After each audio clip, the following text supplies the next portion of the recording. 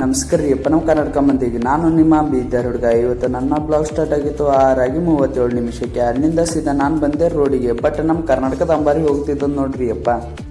ಆಯ್ತು, ಆಮೇಲೆ ಅಲ್ಲಿಂದ ಸೀದಾ ಮನೆಗೆ ಬಂದೆ ನೋಡ್ಯಾರ ನಮ್ಮ ಅಕ್ಕನ ಮಗಳು ಬಂದು ಬಿಟ್ಟಾಳ ನೋಡ್ರಿ ಅಪ್ಪ. A few moments later. ಅಲ್ಲಿಂದ ತಯಾರಾಗಿ 24 ಕೆಫ ನೋಡ್ಕೊತ ನಾನು ಹೊರಟೆ ಕಾಲೇಜಿಗೆ. ಹೂ ಸ್ಟಾಪ್ಡ್ ಯು? ನಿಮ್ಮನ್ನ ತಡೆದಿರುವವರು ಯಾರು?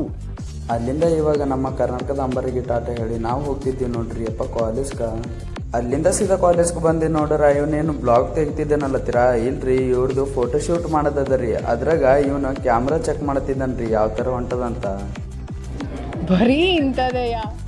ಅಲ್ಲಿಂದ ನಮ್ಮ ದೋಸ್ತ ಅಂತೀನ್ರಿ ಅಪ್ಪ, ಅವನಿಗೆ ನಾ ವೆಲ್ಕಮ್ ಮಾಡಾರಂದ್ರ ಅವ ನಂಗೆ ವೆಲ್ಕಮ್ ಮಾಡತ್ತಾನ, ನಾ ಅವನಿಗೆ ವೆಲ್ಕಮ್ ಮಾಡತ್ತೆ ಅಂತ ಗೊತ್ತಾಗತ್ತಿಲ್ರಿ ಅಪ್ಪ.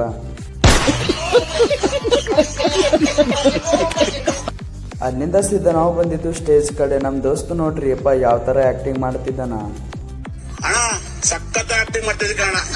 ಅಲ್ಲಿಂದ ಇವಾಗ ಫಂಕ್ಷನ್ ಪ್ರಾರಂಭವಾಗಿತ್ತು ನೋಡ್ರಿ ಅಪ್ಪ. A few moments later. ಅಲ್ಲಿಂದ ನಮ್ಮ ಹುಡುಗರ ಕಡೆಯಿಂದ ಡ್ಯಾನ್ಸ್ ಪ್ರೋಗ್ರಾಮ್ ಇದ್ದಿತ್ತು ನೋಡ್ರಿ ಅಪ್ಪ. ಏನ್ ಡೆಲ್ಲಿ ಇಲ್ಲ, ಮುಂಬೈ ಇಲ್ಲ, ಕರ್ನಾಟಕ, ಉತ್ತರ ಕರ್ನಾಟಕ ನಮ್ದಾವ.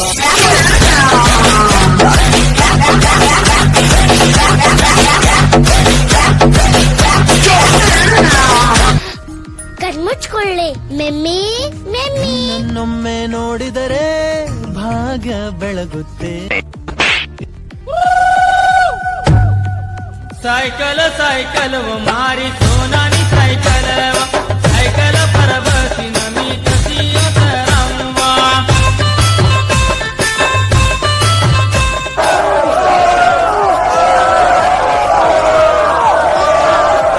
ಏನಣ್ಣ?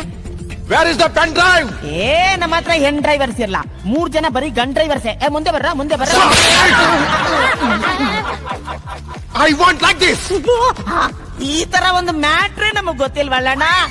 ಅಲ್ಲಿ ನೋಡು ಆಂಟಿ ಬರ್ತಾವಳೆ, 90 ಹಾಕೊಂಡು